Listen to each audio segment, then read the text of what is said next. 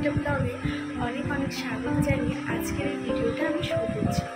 একদম সকালবেলা রেডি হয়ে নিয়েছি, প্রায় 7:30 মতো বাজে। এখন পুরোপুরি রেডি হয়নি, খাবো 8:30টার দিকে বেরোবো বাড়ির থেকে। 9টার সময় ট্রেন আছে, যাব ক্লাসে। তারপরে আছে পরীর সাত, তাড়াতাড়ি চলে আসবো।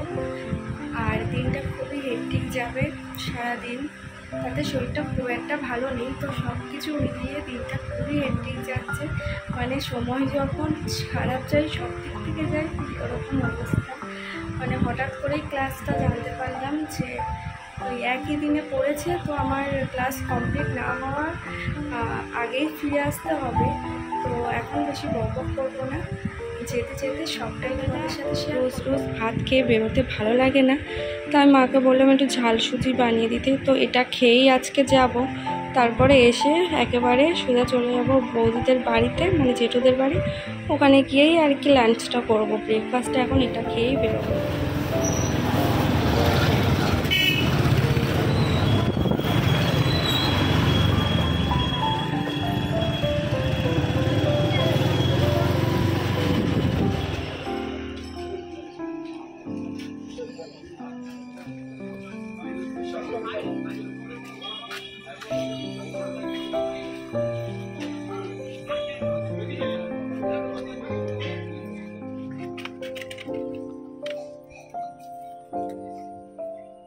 দেখতেই পেলেন যে সকালবেলা উঠে পুজো দিয়ে নিজে রেডি হয়ে খাওয়া দাওয়া করে চলে এসেছে একেবারে ক্লাসে।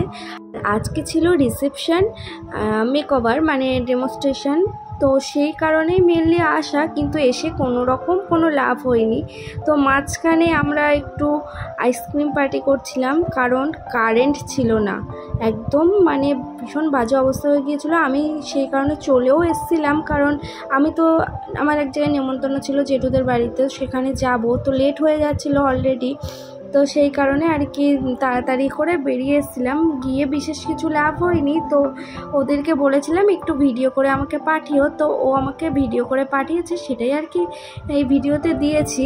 অল্প একটুই পাঠিয়েছিল, তো সেরকমভাবে কোনো ভিডিও আমার কাছে ছিল না। আর এই রাস্তায় আইসক্রিমটা খেতে খেতে যাচ্ছি।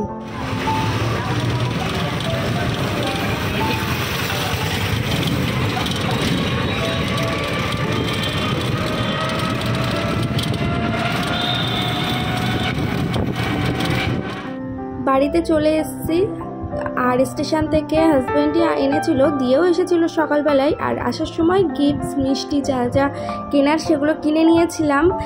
আর এখান থেকে আমি মা বোন তিনজনে মিলে বেরিয়ে পড়েছি, কারণ আমাদের বাড়ির থেকে 5 মিনিট। আর আমার হাজব্যান্ড একটু পরে আসবে, কারণ এটা তো মেয়েদের অনুষ্ঠান, তো সে কারণে বললো একটু লেট করেই যাবে আমার হাজব্যান্ড বাবা। আর এখানে কিন্তু সমস্ত কিছু রিচুয়াল হয়ে গিয়েছিল। আর এখানে 7 যে ভক্ষণ সেটাই আর কি বৌদি খেতে বসেছিল। তারপর এখানে ফটোশ্যুট হচ্ছিল, ফটোশ্যুট আর কি লাইটের প্রবলেম বলে একটু লাইট অফ করে ফ্ল্যাশ দিয়ে ফটো তোলা হচ্ছিল। আর এই ভিডিওটা কিন্তু মে মাসের 9 তারিখে মানে 25শে বৈশাখ, মানে একদম রিসেন্ট ভিডিও, কালকের ভিডিও, মানে আগের দিনের ভিডিওটা আমি আর কি শেয়ার করছি। আর ওই দিন না ভীষণ পরিমাণে গরম পড়েছিল, আমাদের ভীষণ কষ্ট হয়েছিল, বিশেষ করে আমার, কারণ আমি চিকন কারি করতে পড়েছিলাম আর ক্লাসে গিয়েছিলাম সেই অবস্থায়, আবার এখানেও এসেছি, ওই কারণে একটু বেশি কষ্ট হয়েছে। আর ব্লগ করতে ভুলে গিয়েছি, সাইডে একটু সাউন্ড হলে সরি, কারণ মানে আমাদের বাড়ির এখানে অষ্টম প্রহর হচ্ছে, তো মাইকটা আমাদের বাড়ির সামনেই দেওয়া, তো সে কারণেই আর কি সাউন্ডটা আসছে। আর আমার শাশুড়ি মা আর আমার হাজব্যান্ড এক্ষুনি বেরিয়ে গেলেন, আমার মনেই নেই যে কিছু ব্লগ করবো, কারণ বাড়ি মানে জেঠুদের বাড়ি থেকে এসে একদম ঘুমিয়ে পড়েছিলাম। আজকে প্রচণ্ড গরম পড়েছিল, তো এত কষ্ট হচ্ছিল, সে কারণে আর মানে ভিডিও কন্টিনিউ তো করতেই পারিনি, এত কষ্ট হয়েছিল। ড্রেস চেঞ্জ করে ঠান্ডা জল খেয়ে জাস্ট শুয়ে পড়েছিলাম, একটু ঘরটার অন্ধকার করে, মানে সব কিছু বন্ধ করে শুয়ে পড়েছিলাম। এখন একটু আগে চাটা খেয়ে সবাই বেরিয়ে গেল। এখন মনে পড়লো যে আমি তো ব্লগ করছিলাম, তো সেই কারণেই আর কি ভিডিওটা অন করলাম আপনাদের সাথে একটু এগুলো মানে শেয়ার করার জন্য।